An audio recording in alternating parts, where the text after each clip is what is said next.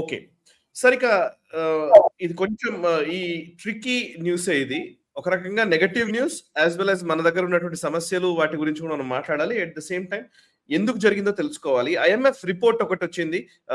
International Monetary Fund ఇచ్చినటువంటి అంచనాల ప్రకారం భారతదేశం ఇప్పుడు ఇంతకుముందు 4th లార్జెస్ట్ ఎకానమీ అనేవాళ్ళం. ఇప్పుడు 6th లార్జెస్ట్ ఎకానమీకి మళ్ళీ మనం పడిపోయాం.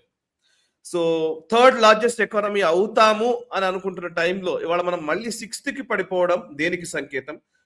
పెద్దగా డిఫరెన్స్ లేదు. యాక్చువల్లీ లెక్క వేస్తే భారత ఎకానమీ ఇవాళ జీడిపి $4.15 ట్రిలియన్ ఉంది. బట్ వెరస్ యూకేది $4.26 ట్రిలియన్ ఉంది. Japan $4.38 trillion. జపాన్ ని యూకేను అధిగమించిన మనము వాళ్ళకంటే వెనకాలకి ఎందుకు వచ్చాం? డీటెయిల్స్ చెప్తారు. ముఖ్య కారణం ఏంటంటే కనుక రూపాయి డాలర్తో పోలిస్తే పతనం చెందింది కాబట్టి.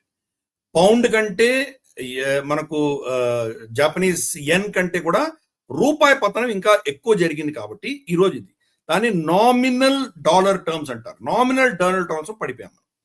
మన ఆస్తి కానీ మన ఆదాయం కానీ ఏం తగ్గలేదు, కానీ దీన్ని డాలర్లో మనం కన్వర్ట్ చేసి చూపించినప్పుడు పడిపోయింది. ఎందుకు? మన 95 రూపాయలు ఒక డాలర్కి పెరిగింది కాబట్టి. గతంలో మనకి 85, 88 ఆ రేంజ్లో ఉండేది. రమారమి 7-8 రూపాయలు ఆల్మోస్ట్ 10 రూపాయల దాకా మనం పెరిగాం కాబట్టి నామినల్ టర్మ్స్ మనం పడ్డాం. మన ఓవరాల్ గ్రోత్ ట్రాజెక్టరీలో ఏం మార్పు లేదు. ఇప్పుడు కూడా భారతదేశం లార్జెస్ట్ ఎకానమీస్ లో, పెద్ద ఎకానమీస్ లో G20లో ఫాస్టెస్ట్ గ్రోయింగ్ ఎకానమీ మనమే ఇప్పుడు కూడా. ఈ యొక్క దెబ్బ తగిలిన తర్వాత కూడా, ఇరాన్ యుద్ధం తర్వాత కూడా మనకు 6.5% గ్రోత్ అని చెప్తున్నారు. 6.5% గ్రోత్ అని చెప్తున్నారు. చైనా అనౌన్స్ చేసుకుంది 5% అని. చైనా నంబర్స్ ఎవ్వడూ నమ్మలేడు. 5% గ్రోత్, దాన్ని యాక్చువల్గా మన గ్రోత్కి కొన్ని పారామీటర్స్ ఉంటాయి. ఎన్ని షిప్లు వెళ్ళాయి, ఎంత ట్రాన్స్షిప్మెంట్ వెళ్ళింది, వీళ్ళ ఎలక్ట్రిసిటీ కన్సంప్షన్ ఎంత ఉంది, వీళ్ళ ఇంపోర్ట్స్ ఎన్ని ఉన్నాయి, ఎక్స్పోర్ట్స్ ఎన్ని ఉన్నాయి. ఇంపోర్ట్ లేకుండా ఎక్స్పోర్ట్ ఉండదు, ఇది కూడా గుర్తుపెట్టుకోవాలి. కాబట్టి ఇవన్నీ కూడా వాళ్ళ పెట్రోల్ ఫ్యూయల్ కన్సంప్షన్ ఎంత ఉంది, ఆహార నిల్వలు, ఇవన్నీ కూడా ఏంటంటే వాళ్ళు నిజంగా జీడిపి గ్రోత్ ఉందా లేదా అని దాన్ని క్రాస్ చెక్ చేయడానికి మనకు వస్తాయి. చైనా ఒక దగ్గర ఫూల్ చేసి మా దగ్గర 5% అని చెప్తారు, కానీ ఈ పారామీటర్స్ అన్ని వచ్చేసరిగా నిజంగా అంత ఎలక్ట్రిసిటీ ఖర్చే లేదు వాళ్ళకి.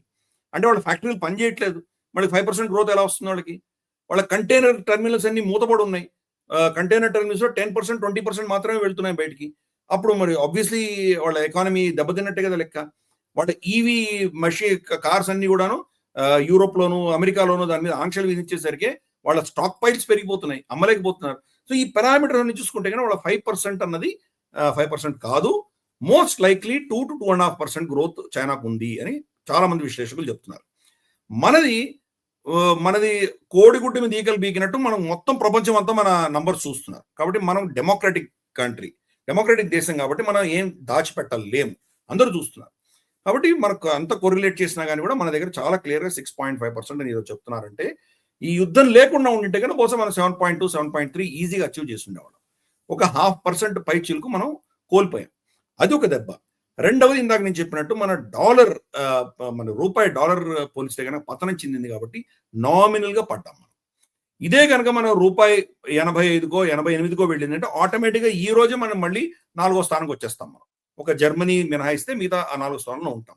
ఆ కన్వర్షన్ రేట్ లో మనం 6వ స్థానంలో పడ్డాం, కానీ మన ఎకానమీ ష్రింక్ అవ్వలేదు, మన ఎకానమీ పడలేదు. ఈ విషయం గుర్తుపెట్టుకోవాలి.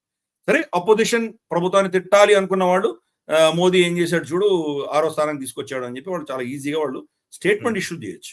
కానీ ఇది జస్ట్ మ్యాథమెటికల్ క్యాల్కులేషన్, అంతకు మించి ఇంకేమీ లేదు. ఆ విషయం మనం అర్థం చేసుకోవాలి.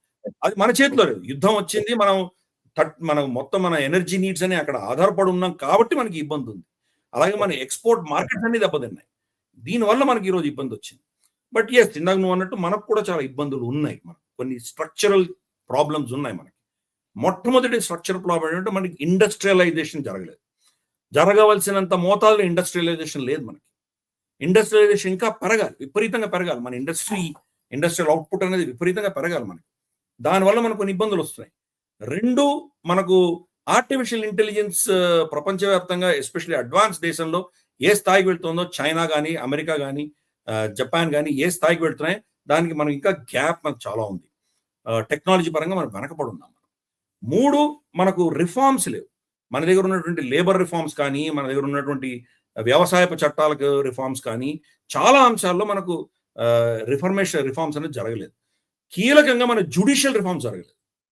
ఈ రోజు మనం ఏదైనా ఒక నిర్ణయం తీసుకొని ప్రభుత్వం ఒక పర్టికులర్ పాలసీ ప్రకారం వెళ్తోంది అంటే దాని ఆధారంగా ఇన్వెస్ట్ చేశారంటే రేపు కోర్టు దాన్ని తిరగరాసిందంటే ఏమవుతుంది? సో ఇది మనకు చాలా పెద్ద రిస్క్ ఉంది. ఫర్ ఇన్స్టెన్స్ కోల్ ఆక్షన్స్ అన్ని కూడాను ఏ పాలసీ ఆధారంగా అందరూ కోల్ ఆక్షన్స్కి వెళ్ళారో ఒక్క జడ్జిమెంట్ తోటి ఒక్క సిగ్నేచర్ తోటి మొత్తం కోల్ ఆక్షన్స్ అని తీసి పడేశారు.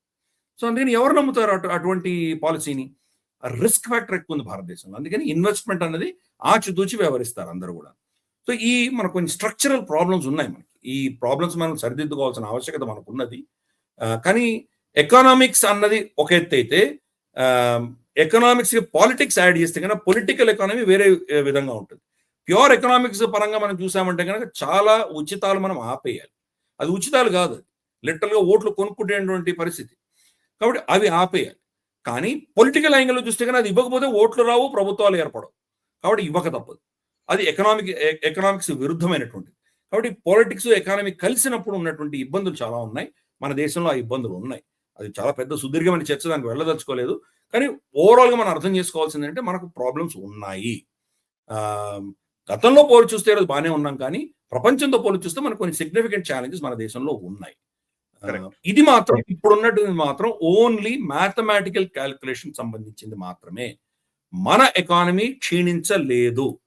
మనం we are the fastest growing major economy. ఇది చాలా స్పష్టంగా మనం అర్థం చేసుకోవాలి. ఈ వీడియో మీకు నచ్చినట్టయితే లైక్ చేయండి, 10 మందికి షేర్ చేయండి. అలాగే కామెంట్ల రూపంలో మీ అభిప్రాయాలను మాతో పంచుకోండి. Nationalist hub group of channels ను సబ్స్క్రైబ్ చేసుకుని తెలుగునాట జాతీయవాద జర్నలిజాన్ని ప్రోత్సహించండి. ఈ వీడియో కింద ఉన్న బెల్ ఐకాన్ పై క్లిక్ చేయడం మర్చిపోవద్దు.